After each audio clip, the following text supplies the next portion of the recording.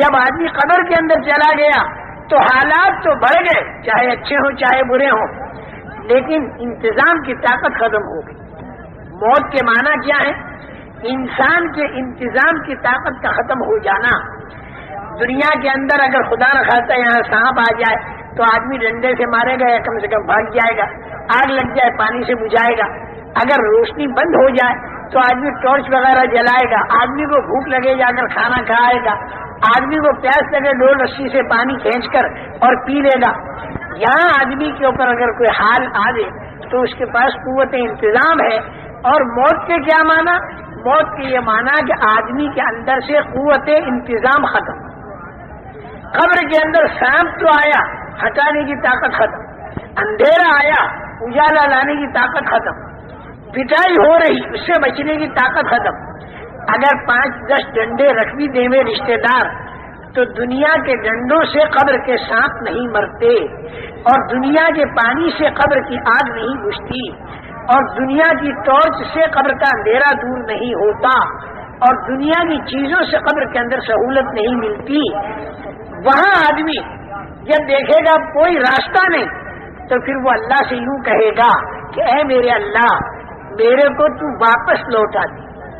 اتنا تو وہ بھی جانے گا کہ قبر میں کچھ کر نہیں سکتا، یہاں پر میں نماز نہیں پڑھ سکتا، اور یہاں پر میں روزہ نہیں رکھ سکتا، تسبیح اور تلاوت نہیں کر سکتا، اے اللہ تو میرے کو دنیا میں واپس بھیج دے۔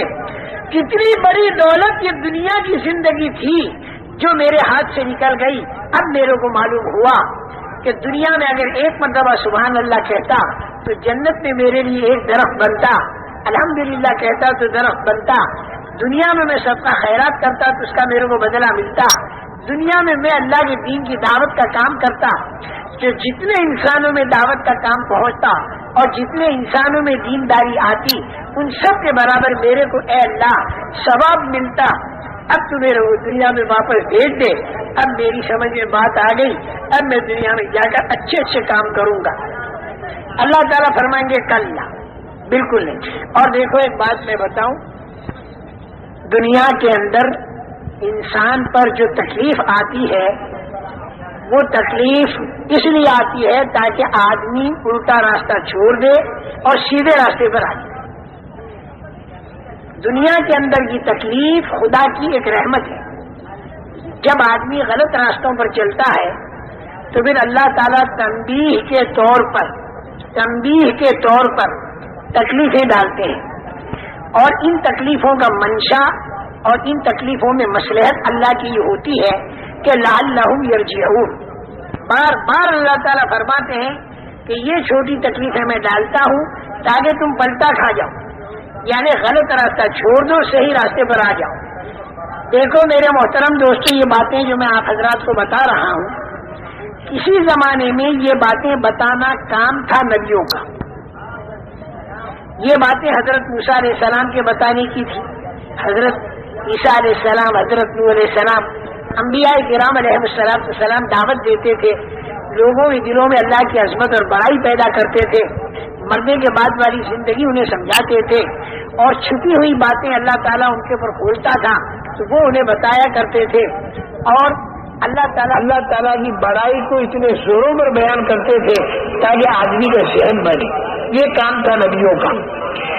لیکن حضور اکرم صلی اللہ تعالی علیہ وسلم پر اللہ تعالیٰ نے نبوت کو ختم کر کے اب یہ کام جو تھا یہ اس امت کے ذمہ ڈال دیا۔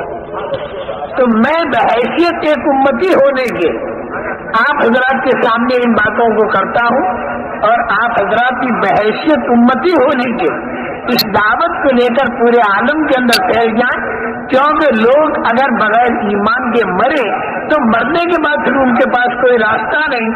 مرنے سے پہلے اگر ان کا ذہن بنایا جائے تو ان کا ذہن بن سکتا ہے، اگر ان کا ذہن بنا اور وہ ایمان اور اعمال کی طرف آ گئے تو میں سچ کہتا ہوں ایسی قدر کریں گے اور جتنے آدمی دینداری پر آتے چلے جائیں گے ان سب کے برابر آپ کو ثواب ملے گا۔ دیگر انبیاء کرام علیہ السلام کو وقت ملا دنیا میں کام کا زیادہ، لیکن کام ملا تھوڑا۔ حضرت نوح علیہ السلام کو کام کتنا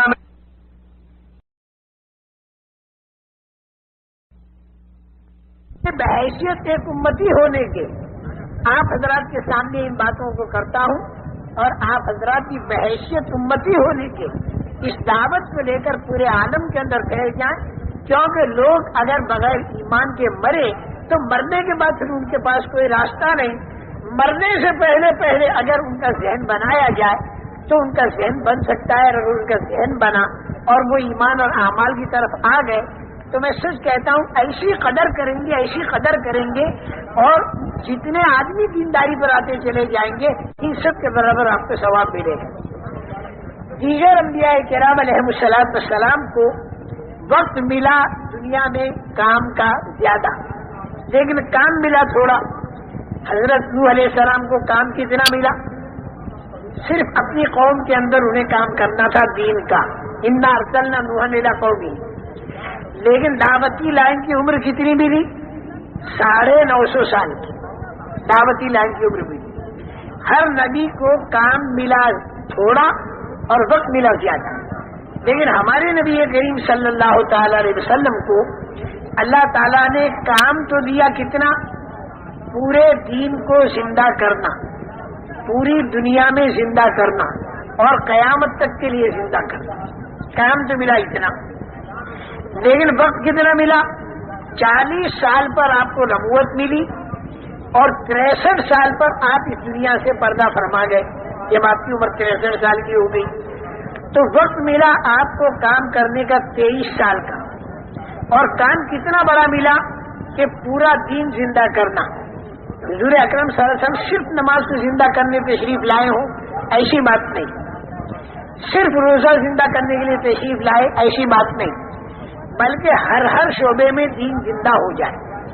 اگر اللہ تعالیٰ نے ایک چھوٹی سی دکان دی ہے اس چھوٹی سی دکان میں دین زندہ کر دو، اگر اللہ نے چھوٹا سا گھر دیا ہے اس چھوٹے سے گھر میں دین زندہ کر دو، اگر ایک بیوی ہے 2 بچے ہیں اس میں دین زندہ کر دو، اور اگر اللہ تعالیٰ نے پورا ملک دے دیا تو اس میں اللہ کا دین زندہ کر دو، اگر اللہ تعالیٰ نے زیادہ دیا تو اس زیادہ میں دین زندہ کر دو، کم دیا تو کم میں دین زندہ کرو، جتنا اللہ نے دیا اتنے میں دین زندہ کرو۔ اس کا انتظار نہیں کرنا کہ جب ہمارے ہاتھ میں ملک اور مال آئے گا تو ہم دین زندہ کریں گے، نہیں، اگر دکان ہے تو اس میں دین زندہ کرو۔ جب دکان کے اندر تو دین کو زندہ نہیں کر پاتا، اور میرے بھائی جب گھر کے اندر تو دین کو زندہ نہیں کر پاتا، اور اپنی بیوی پر جب تو دین زندہ نہیں کر پاتا، تو پھر پورے ملک میں کیا امید رکھے گا تو دین زندہ کرے گا؟ بھائی تیرے بس میں جتنا اتنا تو دین زندہ کر لے۔